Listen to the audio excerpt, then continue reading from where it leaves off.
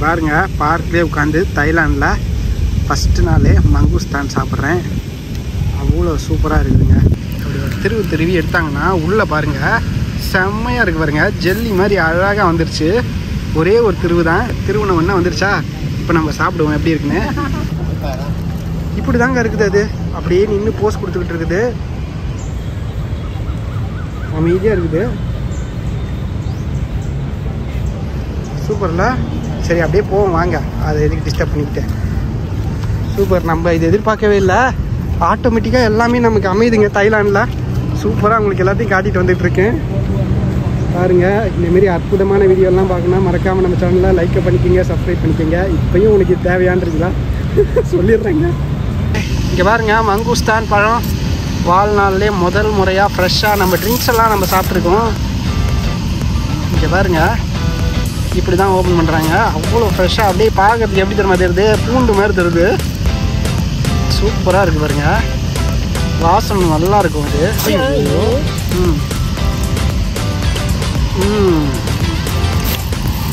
சீத்தாப்பழம் சாப்பிட்ற மாதிரி இருக்குங்க. ஃப்ளேவர் இன்னும் பயங்கரம் டிஃப்ரெண்ட்டாக இருக்குது. அற்புதம், நல்லா இருக்குங்க.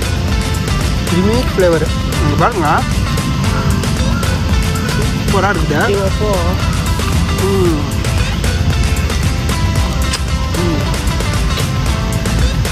வெறும் 50 ரூபாய்க்கு வந்திருக்காரு. செம்ம டேஸ்ட்டு. முடிஞ்சா நாளைக்கு கூட போய்ட்டு ஒன்று அதே கடையில் கூட வாங்கிக்கலாம். இது பாருங்க, பார்க்லேயே உட்காந்து தாய்லாண்டில் ஃபஸ்ட்டு நாளே மங்குஸ்தான் சாப்பிட்றேன். அவ்வளோ சூப்பராக இருக்குதுங்க. டேஸ்ட்டு அவ்வளோ நான் எதிர்பார்க்காத டேஸ்ட்டுங்க. அவ்வளோ சூப்பராக இருக்குது. Must try. மாரியம்மன் கோயிலுக்கு நிஜமாலுமே இங்கே மாரியம்மன் கோயில் இருக்குது. நான் போன வீடியோவில் உங்களுக்கு காட்டியிருப்பேன். அங்கே தான் இதை வாங்கினேன் இந்த வீடியோலேயே. அதுக்கப்புறம் நம்ம வந்து இந்த பார்க்கில் நடந்து வந்துட்டு இங்கே வந்து உட்காந்து சாப்பிட்டுக்கிட்டு இருக்கோம். ஏன்னா அங்கே வந்து உட்காரத்துக்கு கூட இடம் இல்லை. சிட்டி ரொம்ப க்ரௌடடாக இருக்குது. செம்ம டேஸ்ட்டுங்க. Must try. நீங்கள் மறக்காமல் தாய்லாந்து வந்தீங்கன்னா ஃப்ரூட்ஸை வாங்கி சாப்பிடுங்க. அவ்வளோ சீப்பு, பெஸ்ட்டு, அவ்வளோ ஹெல்த்தி. டேஸ்ட்டை அடிச்சிக்கவே முடியாது. கண்டிப்பாக மிஸ் பண்ணாமல் சாப்பிடுங்க. பாதி நம்ம வாய்க்குள்ளே போயிடுச்சு. மிச்சம்னா பாருங்கள் உள்ளே எப்படி இருக்கு பாருங்கள். கலர் அவ்வளோ கான்ட்ராஸ்டாக செம்மையாக இருக்குது. கலரை பாருங்கள். இங்கே பாருங்க, நம்ம மாரியம்மன் கோயிலுக்கு முன்னாடி வாங்கினேன் 35 ரூபாய்க்கு 35 தாய்வான் பாட்டுக்கு வாங்கினேன் ரம்பூட்டான். பாருங்கள் எவ்வளோ தந்திருக்காரு பாருங்கள். 1 கிலோ 35 தாய்வான் பாட்டு தான். ரொம்ப ரொம்ப சீப்பு எனக்கு தெரிஞ்ச வரைக்கும். நீங்கள் வந்து ஃபீல் பண்ணிங்கன்னா இதை விட சீப்பாகவே கிடைக்கணுன்னு கண்டிப்பாக இடத்த பேரை சொல்லி மென்ஷன் பண்ணுங்கள் கமெண்ட்டில். நான் கண்டிப்பாக வந்தேன்னா கண்டிப்பாக இந்தியாவில் கூட ட்ரை பண்ணுறேன். செம்மையாக இருக்கும் போது வாங்க ட்ரை பண்ணி பார்ப்போம். இங்கே பாருங்க, எடுத்தாச்சு. இப்போ வந்து இதை நம்ம பிரிக்கலாம். Okay open. இருங்க, வேறு எதாவது ட்ரை பண்ணலான்றாங்க. வேறு கலரில் இருக்குது. எல்லாமே ட்ரை பண்ணி பார்த்துட்டு எப்படி இருக்குன்னு நான் உங்களுக்கு சொல்லிடுறேன் இந்த வீடியோவில். பாருங்கள், ஃபஸ்ட்டு எது சாப்பிடலாம்னு யோசிக்கிறோம். ஓகே, ஆரஞ்சு இருக்குது, மஞ்சள் கலரில் இருக்குது. இதெல்லாம் முழுசாக பழுத்தது. இங்கே பாருங்க எவ்வளோ கலராக அப்படியே செம்மையாக இருக்குல்ல. கரோனா வைரஸாக இருக்குதா பாருங்க. இப்போ வந்து ஓப்பன் பண்ணுறாங்க. திருவி எடுத்தாங்கன்னா உள்ளே பாருங்கள், செம்மையாக இருக்குது பாருங்கள். ஜெல்லி மாதிரி அழகாக வந்துருச்சு. ஒரே ஒரு திருவு தான், திருவுணவுன்னா வந்துருச்சா. இப்போ நம்ம சாப்பிடுவோம் எப்படி இருக்குன்னு. அவ்வளோதாங்க, அப்படியே ஒரு கடி கடிச்சு எடுத்தா வந்துருச்சுங்க. செம்மையாக இருக்குது. ரிச்சி சாப்பிட்ற மாதிரி இருக்குது. ஆனால் இது நல்லா சதை வந்து அதிகமாக இருக்குது. ரிச்சியில் வந்து அவ்வளோ சதை இருக்காது. அவ்வளோ ஜூஸியாக நல்லா ஃப்ளஷ் நிறைய இருக்குது. அவ்வளோ சூப்பராக இருக்குது. ஆனால் என்ன கேட்டிங்கன்னா ஃபஸ்ட்டு அந்த மங்குஸ்தான் தான் என்னோடய பர்சனல் ஃபேவரெட்டு. அடுத்து வேணால் இதை சொல்லலாம். அது அவ்வளோ சூப்பரான ஃப்ளேவருங்க, சொல்லிக்கவே முடியாது. அவ்வளோ செம்மையாக இருந்துச்சு. இதில் வந்து ஃப்ளேவர் இருக்குது, ஆனால் அந்த அளவுக்கு ஓவர் பவரிங்காக இல்லை, கொஞ்சம் மைல்டாக இருக்குது. சூப்பராக இருக்குது. இதுவும் மஸ்ட் ட்ரை. இதை வந்தீங்கன்னா கண்டிப்பாக வாங்கி சாப்பிடுங்க. உடம்புக்கு ரொம்ப நல்லது. கிடைக்கிறது ரொம்ப கஷ்டம் நம்ம ஊர்லாம். மலைப்பகுதியெலாம் போனால் தான் கிடைக்கும் நம்ம ஊரில்.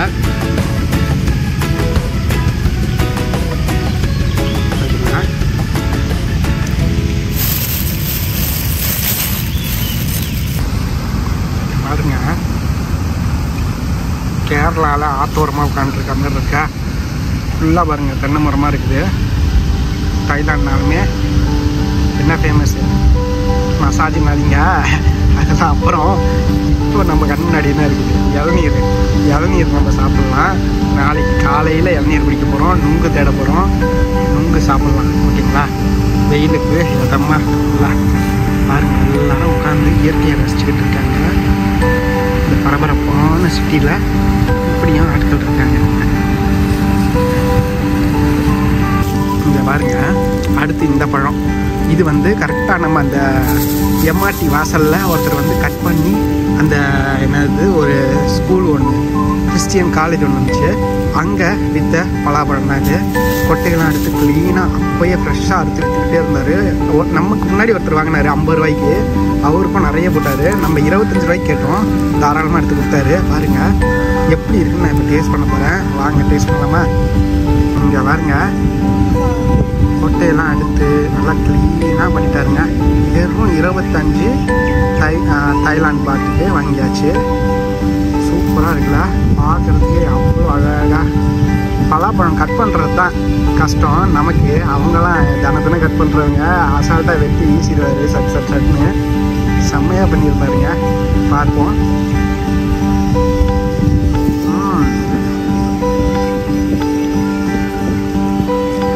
நல்லா இருக்குங்க. பலாப்பழம் வாசனை தான். நம்ம வீட்டிலலாம் சின்ன வயசில் வெட்டும்போது ஃப்ரிட்ஜில் வச்சாங்கன்னு வச்சுக்கோங்க, ஃப்ரிட்ஜு ஃபுல்லாக பலாப்பழம் வாசனை தான். அடுத்த 1 மாதத்துக்கு கிட்டத்தட்ட 2 வாரமாவது மினிமம் இருக்கும் அந்த வாசனை.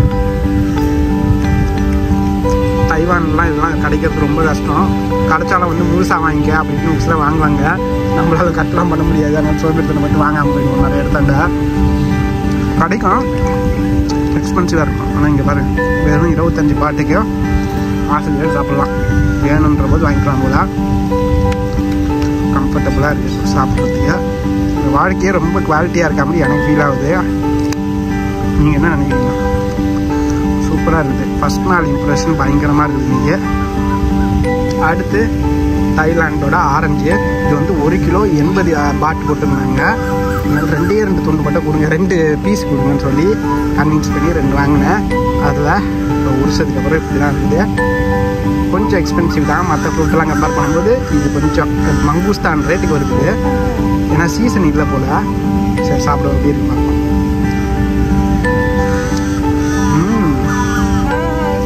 செம்ம ஜூஸியாக இருக்குங்க. டேஸ்ட் நல்லாயிருக்கு. புளிப்பெல்லாம் இருந்தாங்களா சூப்பர். இங்கே பாருங்க, இந்த கொய்யாப்பழம் வாங்கினதுக்கான கதை தெரிஞ்சுன்னா போன வீடியோ போய் பாருங்கள். செம்மையாக சாப்பிட்டோம். என்னது ஜூஸ் சாப்பிட்டோம். ஃபஸ்ட்டு ஜூஸ் சாப்பிட முடியாது, குடிக்க முடியாதுன்றீங்களா? சரி ஓகே, குடித்தோம். செம்மையாக இருந்ததுங்க அந்த கடையில். அதுக்கப்புறம் இந்த கடையெல்லாம் தாண்டி போனதுக்கப்புறம் எனக்கு தோணுச்சு, சரி ஜூஸே இந்த அளவுக்கு தரமாக இருக்குது, கொய்யாப்பழத்தில் ஜூஸ் சாப்பிட்ருக்கீங்களா? நான் இன்றைக்கி சாப்பிட்டு ஷாக் ஆனேன். செம்மையாக இருந்துச்சு. அதனால் உடனே முடிவு பண்ணேன். சரி அந்த அடுத்த கடைக்கு போனேன். அதேமாதிரி கொய்யாப்பழம் தான் இதுவும். பட் ஆனால் சைஸ் மட்டும் கொஞ்சம் தான் இருந்துச்சு. அங்கே வந்து 1 கிலோ தான் தருவேன்னு அடம் பிடிக்கிறாங்க. இங்கே வந்து 1 பீஸ் தரேன், 2 பீஸ் தரேன்னு சொன்னாங்க. சரி ஓகே வாங்குவேன்னு சொல்லிட்டு வாங்கினது. இப்போ கடிப்போம் எப்படி இருக்குன்னு பார்ப்போம்.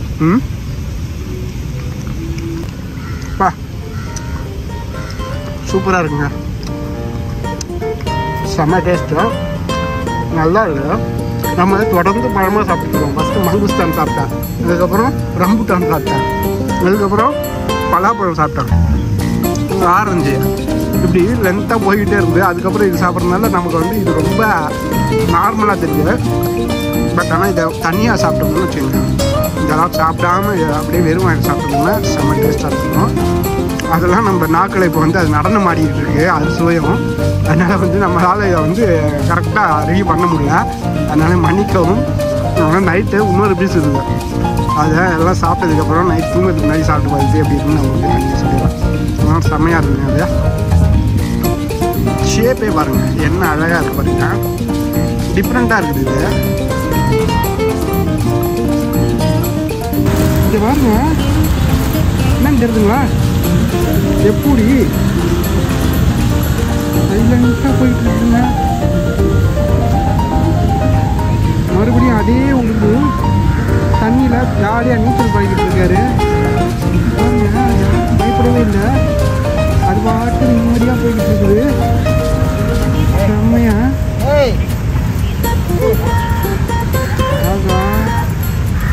ஏதாவது போடுவாங்கன்னு நினைக்கிறேன். ஆனால் தான் ஆளுங்க இருக்க இடமாவே தெரிஞ்சுக்கிட்டு இருக்குது. அது ஏதாவது போடுங்களா, பார்த்து போட்டு விடுங்களான்ட்டு.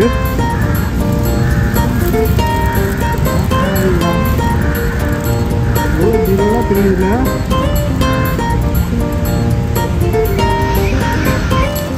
பாருங்க, மரத்தடியில் நம்ம ஊர்லாம் பிள்ளையார் கோயில் வச்சுருப்போம், அதுமாரி புத்தருக்கு வச்சுருக்காங்க. இங்கே காக்கா பாருங்க கத்திக்கிட்டு கிடக்குது. காணு தைவான்லாம் காக்காவே கிடையாது, இங்கே தான் இருக்குது. இவங்க பாருங்க, இந்த பசங்க அந்த உடும்பை தான் பார்த்துக்கிட்டு இருக்குங்க போல். இந்த இடத்தாண்ட வந்து பெரியவங்கலாம் கேம் விளையாடிக்கிட்டு இருக்காங்க, ரெஸ்ட் எடுத்துகிட்டு. எல்லாருக்குமே வந்து சின்ன சின்ன டென்ட் மாதிரி போட்டு கொடுத்துட்டாங்க, வசதியாக இருக்குது. பாருங்க, ரிட்டையர்மெண்ட்டுக்கு அப்புறம் இப்படி தான் என்ஜாய் பண்ணிக்கிட்டு இருக்காங்க வாழ்க்கையை. இங்கே பாருங்க, ஒரே சேட்டை பண்ணிக்கிட்டு இருக்குங்க இந்த உடும்புங்க. 2 சண்டை போட்டுச்சு. இப்போ ஒன்று வந்து இங்கே இருக்குது எட்ஜில், அங்கே பாருங்க, அங்கே பாருங்க, ஒன்று மீன் சண்டை போட்டுருக்காங்க. 2 சண்டை போடுதுங்க பாருங்க. அங்கே ஒன்று போயிருக்கு.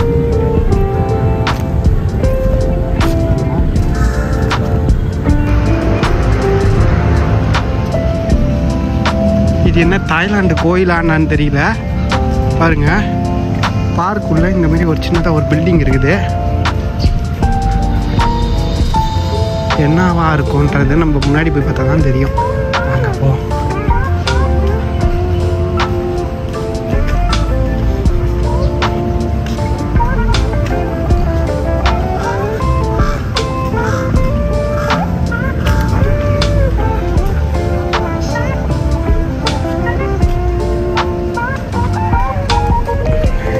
சைட்லேருந்து பார்த்தாலும் ஒன்றும் தெரியலையே. அந்த சைடில் இருந்தாலும் தெரியுமோ. அங்கே ஒன்று இருக்குது பில்டிங்கு, இது என்னன்னு தெரியல, பக்கத்தில் இருக்குது.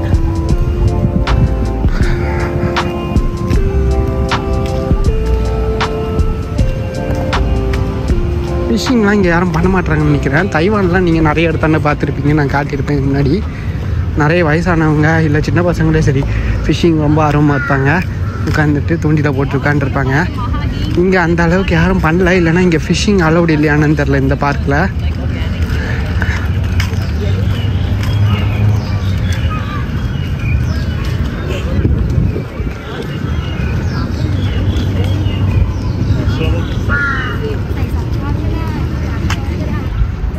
இங்கே பாருங்க, இது ரொம்ப முக்கியம்.